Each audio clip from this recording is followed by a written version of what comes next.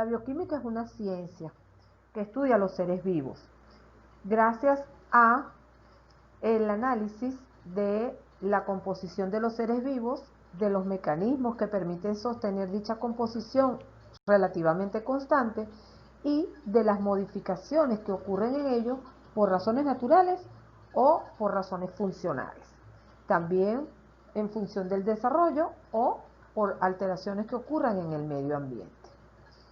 Cuando hablamos de seres vivos, nos referimos a tres características que estos pueden o deben poseer, como son la autoconservación, la autorregulación y la autorreproducción. Todo esto está íntimamente ligado o relacionado al estudio que pretende realizar la bioquímica. Como dije antes, la bioquímica es una ciencia y es una ciencia que tiene su soporte en la fisicoquímica, en la biología y en la química. La bioquímica trata de explicar los fenómenos en términos de las sustancias químicas que participan en ellos, y más aún, de los factores que rigen y condicionan a estos fenómenos. Cuando observamos un ser humano, nos damos cuenta de que en este existen numerosos elementos químicos. Los principales son carbono en un 18%, hidrógeno en un 10%, oxígeno en aproximadamente 65% y nitrógeno en pequeñísimas cantidades de aproximadamente 3%. Estos son los 4 elementos químicos básicos, pero también pueden haber otros, como el calcio, el fósforo, el azufre, el potasio, el cloro, el magnesio, el hierro, el zinc, el manganeso, el cobre. Todos estos elementos y los que no mencioné por razones de tiempo constituyen alrededor del 4% del peso húmedo de un ser vivo. A todas estas, los materiales sólidos o los elementos sólidos conforman un 30% del tejido y los elementos líquidos, los fluidos, corresponden entre un 70% del tejido, pero puede oscilar entre el 25 y el 80%. Estos elementos sólidos de los que estoy hablando están agrupados en las principales biomoléculas que nosotros estudiaremos en esta asignatura, tales como los carbohidratos, los lípidos, las proteínas y los ácidos nucleicos. Por tanto, la bioquímica entonces la consideramos como una ciencia que tiene 3 ámbitos de estudio. Estudiar las propiedades de las biomoléculas involucradas. Eso lo vamos a hacer en la primera parte del programa. Estudiar las reacciones químicas que mantienen. Esta parte la vamos a hacer en la tercera parte del programa. Y en la segunda parte vamos a estudiar a los ácidos nucleicos, quienes garantizan el mantenimiento de las estructuras y de las características propias de la especie. El objetivo que nosotros perseguimos es describir y explicar en términos moleculares los procesos químicos de las células vivas. ¿Y por qué estudiamos nosotros esta materia? Pues los estudios bioquímicos contribuyen al diagnóstico, al pronóstico y al tratamiento de la enfermedad. Y yo agregaría, para el caso de ustedes, de la enfermedad periodontal, ya que ustedes van a ser quienes se encarguen del estudio de todas esas estructuras y de todos esos procesos bioquímicos que ocurren en cabeza y cuello. En cabeza y cuello está conformada la unidad anatómica funcional de nuestro organismo que se denomina sistema estomatognático. Dentro de las funciones se consiguen la masticación, la respiración, la deglución, el sentido del gusto y el habla. Y el sistema estomatognático está formado por los dientes, muy importante para ustedes, y las estructuras de soporte del diente. Los tejidos blandos que rodean al diente, los maxilares y otros huesos de cara y cráneo. la articulación temporomandibular, los músculos masticadores y los elementos vasculares y nerviosos. Esa es la razón por la que nosotros debemos estudiar todo este conjunto de estructuras que se consiguen en el ámbito de estudio de la bioquímica para odontología. En relación al tema número 1, vamos a describir las propiedades del agua. Comenzando con eso. El agua siempre ha sido considerada como inolora, incolora, insabora. Para los niños pequeños desde el colegio, eso es lo que nos enseñan acerca de las características del agua. El agua es un elemento fundamental para la vida y ciertamente tiene características y propiedades poco frecuentes, muy diferentes de otras sustancias que no solo hacen del agua necesaria para la vida, sino que permitió por millones de años el desarrollo de la vida sobre la Tierra. Para describir el agua debemos decir que cada molécula está formada por 2 átomos de hidrógeno, H, y un átomo de oxígeno, O, y que estos elementos están unidos o enlazados a través de un enlace muy fuerte primario que se denomina enlace covalente. Esto le da la gran estabilidad que el agua tiene. Además, le permite considerarse polar, porque ese enlace covalente del que estoy mencionando comparte electrones entre el oxígeno y el hidrógeno de manera desigual. ¿Por qué? Porque la electronegatividad del hidrógeno es un elemento altamente electropositivo, mientras que la del oxígeno es un elemento altamente electronegativo. Como decía anteriormente en otras clases, nos referimos a estos 2 átomos como el niñito que es llorón y la mamá que lo pellizca. ¿Qué quiere decir?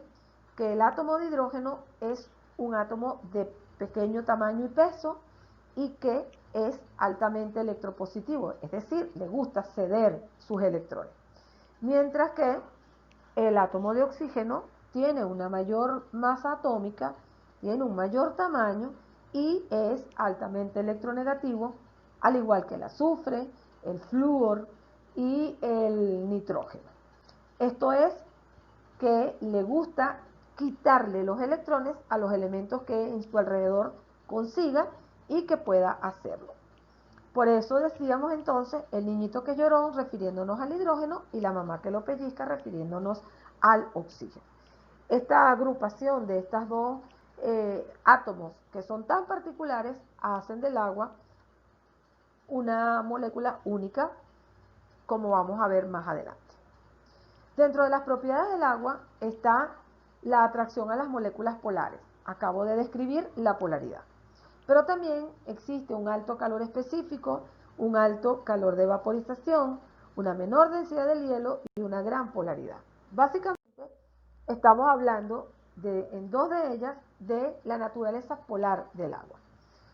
El agua es polar porque al tener 2 elementos de diferente electronegatividad, oxígeno e hidrógeno, la molécula va a quedar configurada con 2 espacios o 2 partes considerados como 2 polos diferentes. Uno con carga parcial negativa, donde está el oxígeno, y uno con carga parcial positiva, donde está el hidrógeno. Esto determina la solubilidad, porque todo elemento que se parezca al agua, es decir, que sea polar, se va a solubilizar en él. El agua es considerada el solvente universal porque sirve como solvente para muchas reacciones. Es la base para el transporte de materiales, participa en la fotosíntesis, en la respiración y además solubiliza a muchos compuestos iónicos polares y con cargas parciales. Además, el agua posee un alto grado de cohesión interna porque cada molécula de agua está unida a otras moléculas de agua a través de numerosos puentes de hidrógeno, los cuales son enlaces secundarios de menor fortaleza pero que al ser tantos permiten formar como una maraña, como una telaraña, y entonces hacen que el agua, gracias a ese grado de cohesión interna tan alto que presenta, posea una gran tensión superficial. Por eso la tensión superficial del agua está relacionada con la cohesión o la atracción mutua de las moléculas de agua. Y se ofrece una gran resistencia a que esas moléculas de agua de la primera capa sean atravesadas por un objeto.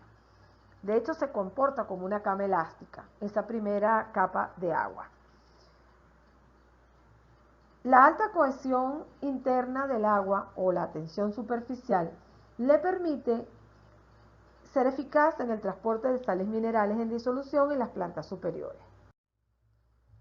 Y entonces observamos que gracias a la atracción entre las moléculas de agua se dan fuerzas de cohesión que permiten que el agua ascienda por el xilema, que el hielo flote en el agua porque tiene una menor densidad, que el hielo se expanda cuando se congela y que tenga una gran resistencia a cambios de temperatura, es decir, un alto calor específico. Y esto permite entonces mantener la homeostasis y moderar el clima. Observen la lámina de la tensión superficial y noten que es un pequeño mosquito que parece estar posado sobre la última capa de agua.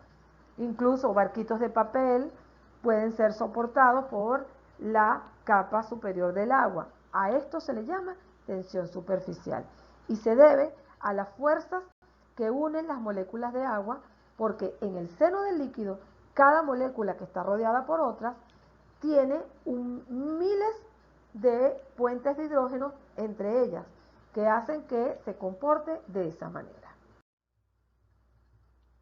Anteriormente decíamos que el agua tiene un alto calor específico y esto es una gran resistencia a cambiar de temperatura ante los cambios del medio ambiente.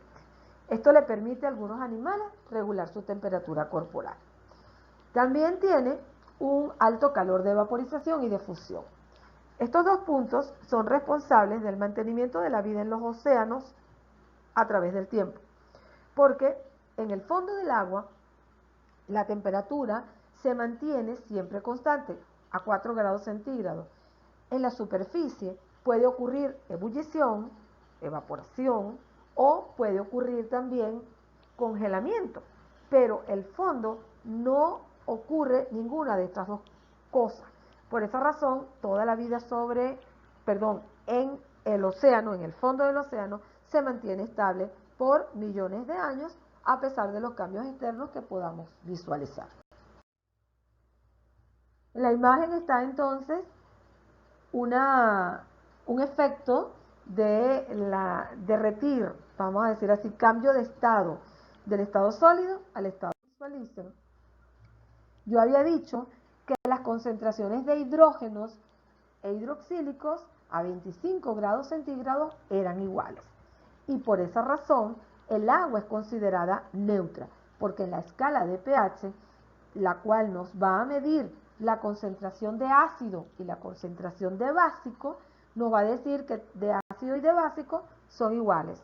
Es decir, es una sustancia que no es ácida, que no es básica, por lo tanto la consideramos sustancia neutra. Me voy nuevamente entonces a el concepto de una sustancia ácida. Pero este concepto lo vamos a relacionar al agua. Si la concentración de hidrónicos supera a las que tiene el agua pura, será una sustancia ácida. Si la sustancia tiene menos hidrónicos que el agua pura, será una sustancia denominada básica o alcalina. Pero si la concentración de hidrónicos es igual a la del agua pura, será considerada entonces una sustancia neutra como el agua. Pero hasta ahora lo que hemos hablado es de la ionización del agua. Y volvemos a los conceptos. Un ácido también es una sustancia capaz de ceder sus protones. Una base o álcali es una sustancia capaz de aceptar los protones. Y la facilidad con la que una molécula gana o cede los protones va a depender de su naturaleza química. En este orden de ideas, el agua tiene la capacidad de comportarse como ácido y como base. Es anfótera. Ahora sí, nos viene a definir qué es el pH. Fíjense, el pH surge de una escala logarítmica donde se va a expresar la variación de la concentración del ion hidrónico. Y el pOH es también la escala logarítmica donde se va a expresar la variación del ion hidroxílico. Si yo sé que el pH del ion hidrónico del agua o la concentración es 1 por 10 a la menos 7, y que el pOH, la concentración de hidroxílico es 1 por 10 a la menos 7, yo no puedo manejar números tan pequeños. ¿Ok? Tendría que 0,00000 es muy complicado. Entonces lo que vamos a hacer es aplicar el menos logaritmo en base 10. Y así obtenemos que el pH, al aplicar el logaritmo en base 10 negativo, nos va a dar 7. O sea que la cantidad de hidrógenos que tiene el agua pura son 7. ¿Ok? En la escala de pH de 1 hasta 7 es una sustancia ácida. El pOH va también a recibir su logaritmo en base 10 negativo y me va a dar 7. Va a ir desde 7 hasta 14 para toda sustancia básica. Y entonces tenemos una tabla que nos expresa la cantidad de hidrógenos y la cantidad de hidroxílicos desde 0 hasta 14. Aquí lo tiene. Toda sustancia ácida es aquella cuyo pH oscile entre 0 y 6, tanto, 5. Toda sustancia alcalina o básica es aquella cuyo pH oscile entre 7,5 y 14. Y ahí abajo tiene los ejemplos. Mientras que toda sustancia neutra es aquella cuyo pH sea 7. Es decir, tenga la misma cantidad de hidrógenos y de hidroxílicos que el agua pura. Porque todo esto lo estamos haciendo relacionándolo al agua pura.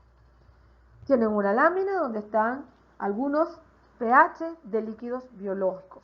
La bilis, la orina, el jugo gástrico, la saliva, el líquido cefalorraquídeo, el jugo pancreático, las secreciones vaginales.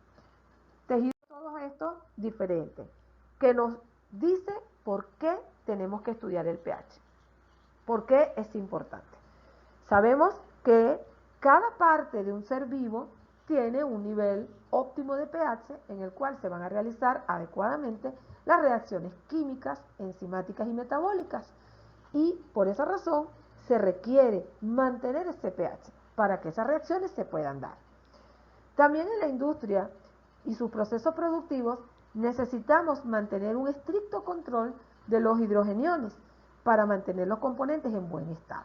Porque cambios de pH pueden hacer que se observen efectos nocivos, como por ejemplo lluvia y niebla ácidas, los cuales producen efectos letales sobre la productividad agrícola y pecuaria, el lentecimiento de la fotosíntesis, se alteran los ríos, los mares, los lagos, se generan afecciones en la piel, en el aparato respiratorio. Un electrolito es una solución acuosa que conduce a la corriente eléctrica. Pueden haber electrolitos fuertes y electrolitos débiles. Un no electrolito es una solución acuosa que no conduce a la corriente eléctrica. Y allí tienen ejemplos entonces de electrolitos fuertes y electrolitos débiles. Los electrolitos fuertes se disocian totalmente. Los electrolitos débiles, como el agua, se disocian parcialmente. Y por eso hay una escala que se denomina pKa y pKb. Es como el pH y pOH, donde Ka significa la constante de disociación de un ácido y Kb significa la constante de disociación de una base. Como los electrolitos fuertes, dije, se disocian totalmente, cuando yo obtengo la constante de equilibrio, voy a observar una constante con un número entero, muy grande, el cual, si yo le aplico el menos logaritmo negativo, me va a dar un número muy pequeño, mientras que los electrolitos débiles son al contrario. Si yo obtengo su constante de acidez, Ka, que es la misma constante de ionización o disociación, voy a observar un número muy bajo, 1 tanto por 10 a la menos, y al aplicar el logaritmo en base 10 negativo, voy a obtener un número entero. Por eso entonces, la pKa y la pKb son escalas que nos permiten obtener números manejables similares a la escala del pH y pOH. Si pKa o pKb son números grandes, eso significa que Ka y Kb eran números muy pequeños, y esto es propio de los ácidos y de las bases débiles.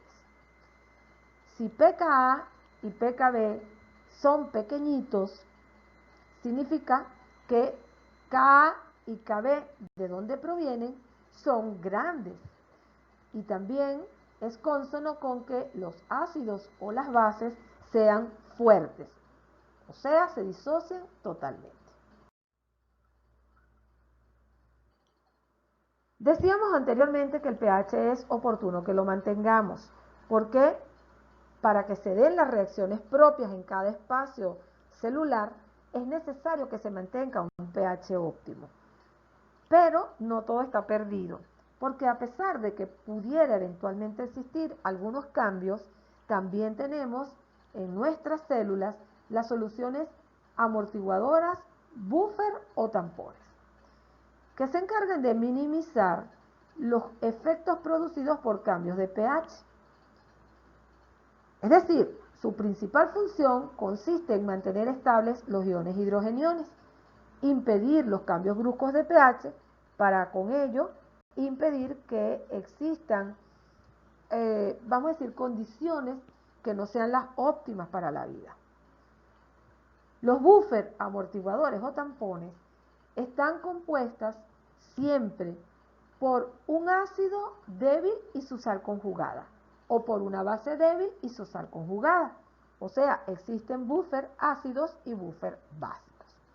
Resultan indispensables para la vida y también en algunos procesos de manufactura.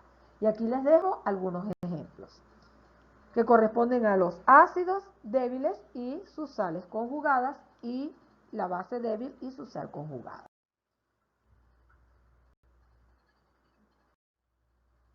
También les dejo ejemplos de las soluciones amortiguadoras o buffer biológicos más importantes a nivel intracelular y a nivel extracelular. Como se pueden dar cuenta, no solamente hay soluciones amortiguadoras, también existen proteínas intracelulares y extracelulares que se encargan de colaborar en este mismo efecto, es mantener el pH en niveles óptimos de cada uno de esos espacios.